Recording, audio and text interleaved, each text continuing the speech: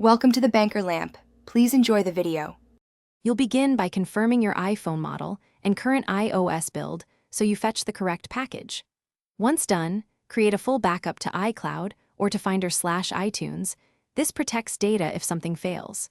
Make sure the device has at least 50% charge or is plugged in and connect to a reliable Wi-Fi network. Now download the proper IPSWA file or check for an over-the-air update in Settings General Software Update to start the process. You'll now perform the actual install. If using Finder or iTunes, connect the device with a USB cable, select it, then Option/Shift-click Restore or Update and pick the IPSWA file. This forces the chosen build. For over-the-air installs, tap Download and Install and monitor progress. Do not disconnect or interrupt power.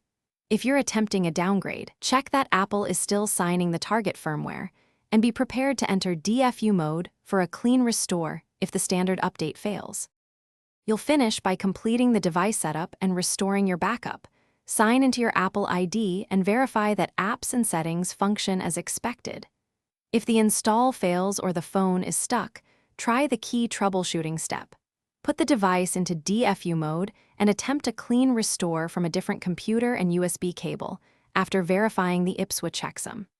If problems persist, contact Apple support or visit an authorized service provider so they can inspect hardware or signing-related blocks.